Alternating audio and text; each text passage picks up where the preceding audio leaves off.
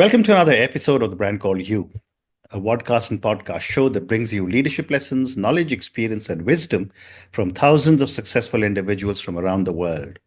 I'm your host, Ashutosh Garg, and today I'm delighted to welcome a very senior and respected professional from the world of marketing and communication from South Carolina, USA, Mr. Jimmy Gibson.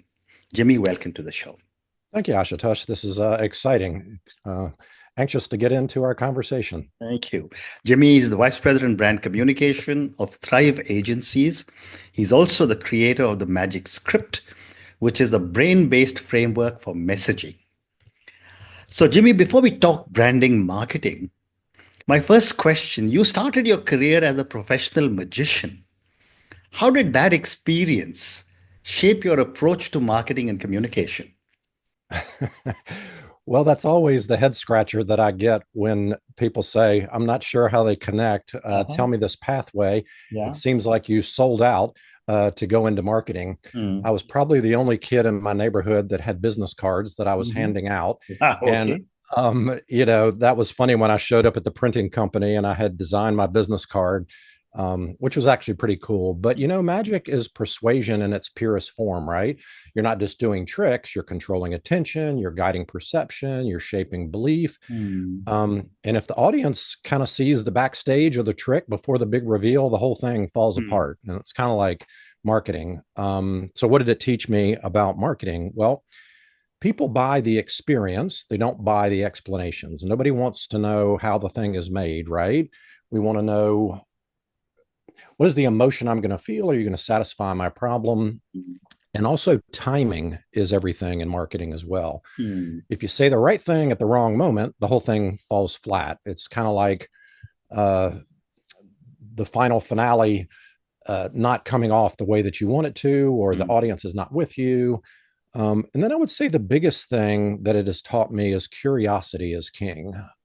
If your message doesn't make people lean in, it's just noise. We're familiar with that saying, sitting on the edge of your seat, right? Well, that comes from a theater performance. People are not checking their phone. They're not talking to each other. They're leaning in. They want to know what's next. So I would say at the end of the day, it's about people believe and they want a transformation. But if you don't control the narrative, your audience is going to make up their own narrative, right? And that's just not good for business. Amazing.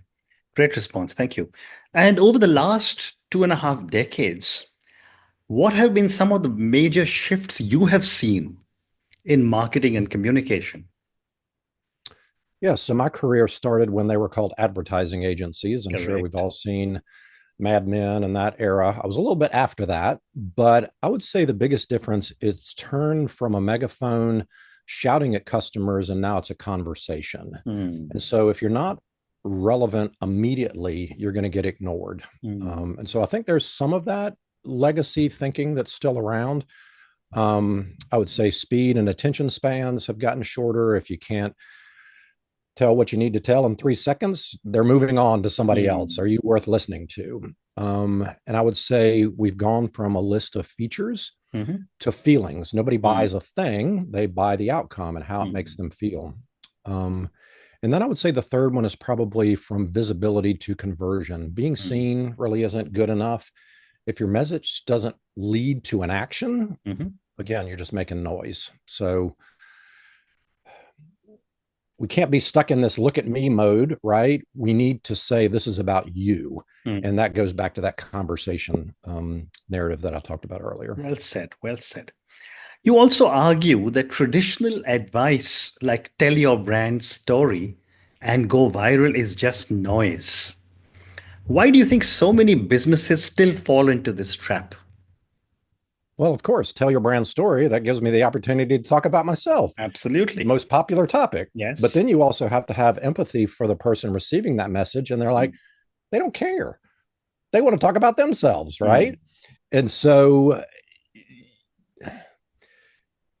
you have to ask, how is my customer's life better, easier, more exciting, and put the focus on them. And then, if you focus on, hey, here's who we are, you really need to say, here's how we fit into your story. And, the lure of being viral is just a Mhm. lottery ticket. It's not a strategy. Correct. If you need virality to survive, then you don't have a marketing problem, you have a messaging problem. Mm. And a lot of the need to go viral, I think, are vanity metrics, and they usually don't convert into a loyal following or customers. So Mm. don't be chasing the lottery ticket. Mm. Very well said. And based on all your experience and having worked in so many different brands, what are some of the biggest mistakes, in your opinion, that businesses make when crafting their message? Yeah. I think there's probably three things that I see over and over and over. And when we get into marketing speak, we have this plastic cardboard cutout that we think we have to act like this business person. And Mm-hmm. so you're really talking like a business and not a human. Nobody Mm. wakes up thinking, I need to be customized or solution based. You have to speak like your audience does. Listen to the Mm. words that they use and repeat those back or use those in your marketing. Mm. So that's number one. The next one is being clever instead of clear. We all want to be creative. We think marketing has to be creative. I mean, we've all seen the Super Bowl ads, and by the end Mm. of the commercial, you're like, I can't even remember who that was for. Mm. And so clever might win awards, but clarity wins customers. And so I Mm. think that's another trap. And then the next one is no clear step. And so, I always say the website is the hub of all activities related to a sale or some sort of lead, whether it be a Mm. conversion on the site or a lead for an appointment. And if your Right. message doesn't guide your audience to action, you're actually just creating expensive wallpaper. Mm. It's about what you say and what your audience remembers and how you guide them. Because, again, if we talk about a website, it's a non-linear process. So people Mm. can do whatever they want. And if Right. you're not taking them through that conversation in the way that means something to them, has them lean in, know what their next step is, then you've Mm. lost them. Mm. Well said. Uh, my next question is that how do you define the difference between real brand communication and just adding to the noise? And give me an example if you can. Yeah. So, real brand communication, as we talked about before, Mm. is having the customer's best interests in mind. Mm. I think storytelling plays into that. Mm. Um, Again, if we're shouting, hey, look at me, that's just noise. If we're trying to offer some sort of clickbait, like you won't believe what happened next, well, Mm. that's not going to grab their attention. I mean, we can talk about clickbait and grabbing attention. And you had mentioned the magic script at the beginning, Mm. but I think it needs to be strategic and not self indulgent. And Mm. so instead of saying, here's our story, here's our journey, here's our Mm. mission, say, here's how your experience in life is going to make you better. Mm. And so the noise, when you look at a website that says, welcome to our website, well, you've just created noise. That's Mm. extraneous information. It's fluff. It doesn't put themselves in the position of going, okay, what's in it for me? And again, that 3 seconds, if you're just putting noise out, you're going to lose them very quickly. Mm. You mentioned 3 seconds, and I was just thinking back that when I started my life, it was a big thing to have a 1 minute uh, Oh, yeah. commercial, which would be shown in cinema halls. And then later on, it became the elevator pitch, and now you're talking 3 seconds.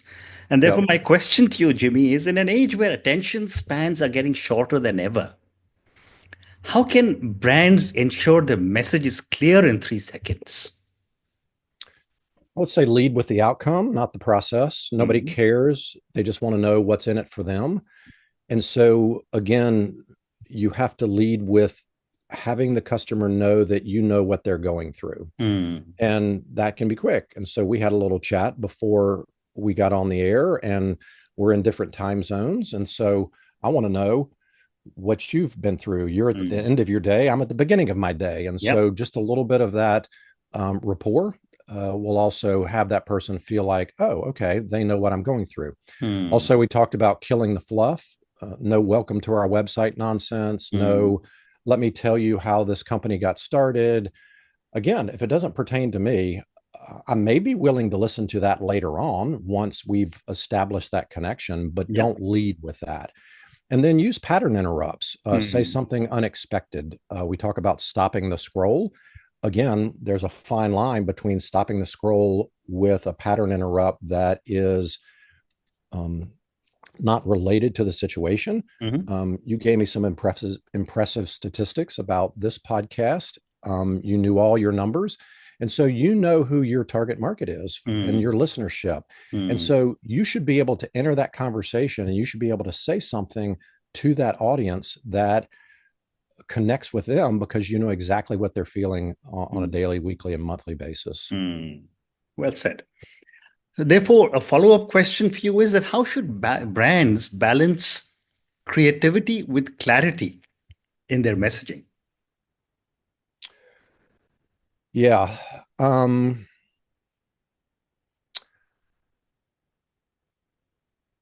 I would say sometimes people feel that clarity is boring, Yeah. but we are so immersed in, you've heard the saying, you can't see the forest for the trees. Mm. We use lingo, we revert back to who we are, we talk in language, and then we think we need to be creative and come in through the back door.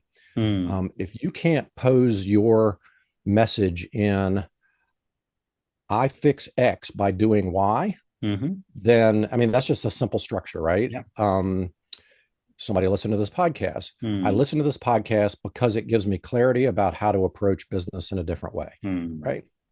And so that's not creative. That's just a simple statement. Mm. Think about how you would talk to a person over a cup of coffee, over a cup of tea, Mm. and be able to fit in that framework. And then you don't get your brain trapped in, I've got to come up with something creative and, clever. You come Mm. in with, I'm just going to have a conversation. Mm. And so I would always default back to that conversation that will provide some guardrails for clarity. Right. Right. Well said. And what would you say to businesses that believe just by increasing visibility, they will be able to increase sales? Yeah, I would say visibility without a conversion is just expensive noise. Mm. Visibility to the wrong audience is a waste of time. Mm. Um, if your message is weak and getting more eyes on it, it's not going to fix it, right? Mm. Brands need to shift from visibility metrics like impressions or views, Mm. likes, shares to revenue metrics, Mm. leads, signups, sales. And so when you're developing your KPIs, and I know we may get into this, there's this feeling with a dopamine release in the brain. And we've heard about dopamine release in the Yeah. brain related to social media. That's not an addiction to social media. It's an addiction to a reward, right? Mm. So I want a reward. And the easiest reward is a vanity metric of impressions or likes or shares. Mm. And so we need to think about how do we bring that to a closure to Mm. release that feel good, everything is good serotonin release where I'm satisfied. Now, if you're just looking for vanity metrics, you're going to be in a heightened state of dopamine, but then you're never going to get to the conversions of Mm. leads, sales, those types, signups, whatever the case may be. Mm. And so you're just going to constantly exist in this elevated state of, I need a reward, I need a reward, I need a reward. Mm. And until you shift your brain over Mm. to these completion metrics, Right. number one, you're just going to repeat that same cycle. Number two, your business isn't going to grow. Mm. Well said. Jimmy, let's now talk about the Magic Script, Oh, okay. which is the brain-based framework for messaging. Tell me a little bit about the Magic Script and what was your thoughts when you created this? Yeah. So you mentioned at the beginning, having come from a background in magic, I think I found a little membership card a few years ago that I was part of Merlin's mail order magic club when I was 4 years old. Mm. And as I started to do shows and I had my own theater, I attended some training with a Broadway director. I started to reverse engineer what is actually going on with a magic trick, right? And so the magician may walk out on stage, let's say he or she has a deck of cards. Mm. There's some connection. And so if I hold up the deck of cards, people are familiar. And so there's Mm. a point of connection, right? So, oh, I have a deck of cards at home. This guy or gal seems fun. This is going to be great. And then what if I said, um, this person in the front row, I want you to name any card at Mm. all. And Mm. so all of a sudden, there's a curiosity that's piqued, and you go, Mm. wait a minute, they're going to name a card. He's holding a deck. Mm. I believe something's going to happen there. Mm. And so then I go, watch this. And that card the person named rises up out of the deck, and that's Mm. the closure. And Mm. so if you look at a marketing conversation, it's the same thing. We talked about some brain chemistry before. Yeah. When we have that connection, it is a release of oxytocin. And Mm. that's that love or like, or we have a bond. And so that's what a magician does. He needs to Mm. grab that audience in the first 15 seconds. If that doesn't happen, the rest of it is not going to work. And so you have to Mm. do that in your marketing. Mm. The next part is you have to pose some sort of curiosity. Mm. And so in the magic trick, it's, hey, could you name any card in the deck? Mm. And so I would say the best way in marketing, you need to pose a real problem. Mm. And so I would say something to the effect of, most businesses lose 30% of leads because of this. Mm. So all of a sudden I've got your curiosity piqued. What do you mean lose Mm. 30% of their leads because of this? Mm. And so that's that part where we lean in. And then you take them to a conversion state where you Mm. say, if you follow my approach to this, you will reduce losing 30% leads to, whatever the number is. Mm. That ends up being the reveal of the trick where the card rises and I'm satisfied. Mm. And so what I actually did is moved people's natural brain chemistry from that Mm. connection of oxytocin, which is trust, Mm. through that dopamine, excitement, curiosity that we talked about before. Mm. But they need that resolution, just like we talked about. Most businesses lose 30% of their leads, Mm. to that release of satisfaction or serotonin, that I go, oh, I like this person. They've posed this question, Mm. and now I've satisfied that, and we've released that feel good chemical. And so Mm. that is the framework that can grab that customer, move them through that process in Mm. a very short amount of time. We've Yeah. heard about StoryBrand and a longer process. I wanted Mm. something that worked very quickly, but it also can be extended. It can be used for a blog post. It can be used for a keynote speech. It can be used for a variety of different applications if you Mm. follow that same sequence. If you don't Fascinating. follow that sequence, there's Mm. something that feels empty or unsatisfying to the customer or your Mm. audience, whatever the case may be. Fascinating. Fascinating. And in a world where AI is now becoming so powerful, you ask AI, and there's so many of them, generative AI, where tools Right. can generate content at scale. How can brands and the Magic Script maintain authentic and impactful messaging? Well, I'm going to go back to that conversation. I think AI is awesome. Mm. We use AI at Thrive Agency, but we don't rely on it as the easy button. Mm. I think more training needs to happen with folks to Mm. understand how to engage with AI. Mm. And so, just from a technical aspect, AI is like a mind reader. Yeah. It doesn't really know what you want. So Mm. these large language models have a huge amount of data, Mm. and they're trying to predict or read your mind as Mm. to what follows next. And I would say I've seen it make up stuff. I've seen Mm. it be very convincing that it knows the answer. Correct. If you don't already know the answer, you should not be engaging with it to hit that easy button, right? Mm. And so it has to be a tool.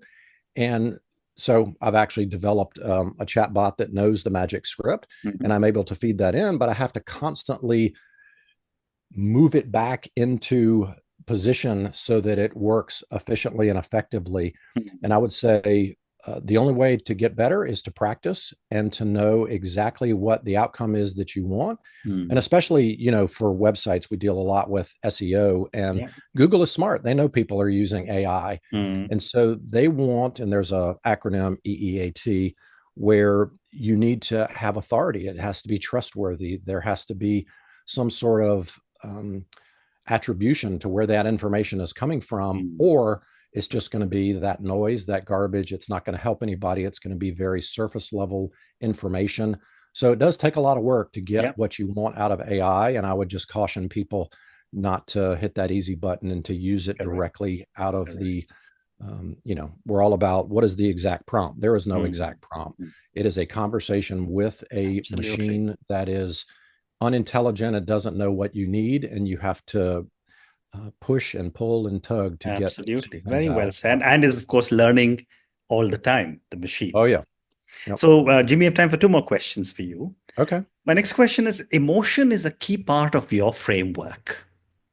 What's the biggest mistake brands make when trying to connect emotionally with audience? And I've seen this many times. Someone Yep. tries to be funny, someone tries to appeal to some other emotion, and they fail. I'd love to get your Yeah. thoughts. I think you rush to trying to affect the heart Mm. before establishing that relationship and that Right. trust and that Mm. connection. Mm. And so just think about it as a dinner party. You would not walk up to somebody and go for the heartstrings right Mm. away, right? Mm. They need to understand your personality, your sense of humor, what is your view of the world. Need to understand um, why are you going to take them to that place, because Mm. that's a vulnerable place to take people. Yeah. And if we try to rush that process through an an unnatural relationship, whether it be online, whether it be Mm. on, across the computer, whether it be on a printed piece, whatever the case may be, Mhm. there's no context and there's no background to go there. And so I would say that's the biggest mistake I see, Mm. is Mm. going for the heart or the laugh too soon. Well said. Well said. And my last question for you, and this is for the many, many young entrepreneurs who will listen to to our conversation.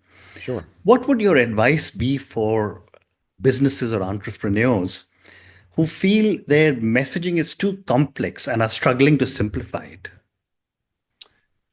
Yeah. And this is going to sound a little patronizing, Mm. but everybody is busy. Yeah. Everybody is trying to capture the essence of whatever they're seeking. So they may need a transactional, I need to get my sink unclogged. They may Mm. need something transformational. I Mm. need to reduce stress, or I need to um, have growth in my business, that type of thing. There's also the amygdala in your brain that um, carries the weight of your ability to receive information. And so if you're in a high stressful Mm. state, there is a cognitive load that prevents you from sorting out complex messaging. Mm. And so I always say, if you can't explain it to a fifth grader, Mhm. now I'm not saying it has to be dumbed down. I'm Yeah. saying it has to be in plain language, use short sentences. And again, the use of AI, right? So you could write something out and you Mm. could feed it into AI. So it's already your words. Mm. And you could say, I think this is too complex. Could you Mm. please make this a little simpler, make it um, understandable by a fifth grader? And it just takes practice. But I would say that's the biggest thing that I see. Mm. There's a lot of resources out there on how to write and how to make your message clear. Mm. Um, if I could just say shorter words, shorter sentences, and don't try to be clever, and Mm. that would probably be in the short amount of time that we have, some Yeah. good tips for people to at least get Absolutely. started. Absolutely. And there's some great thoughts from you. But on that note, Jimmy, I just want to say thank you so much for speaking to me. You started off by telling us what is magic and how it relates with advertising and messaging. We covered some amount of ground on brand communication when we were speaking about your brand story. You spoke to us about some of the big mistakes businesses made. You also told us about how brand communication and just adding to the noise is not something businesses should be looking at.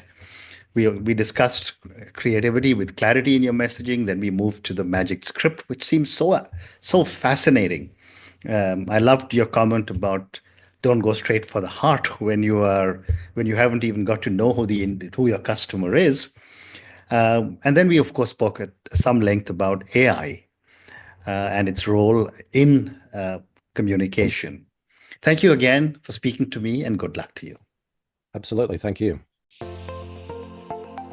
Thank you for listening to the Brand Called You videocast and podcast, a platform that brings you knowledge, experience, and wisdom of hundreds of successful individuals from around the world. Do visit our website www.tbcy.in to watch and listen to the stories of many more individuals. You can also follow us on YouTube, Facebook, Instagram, and Twitter. Just search for the Brand Called You.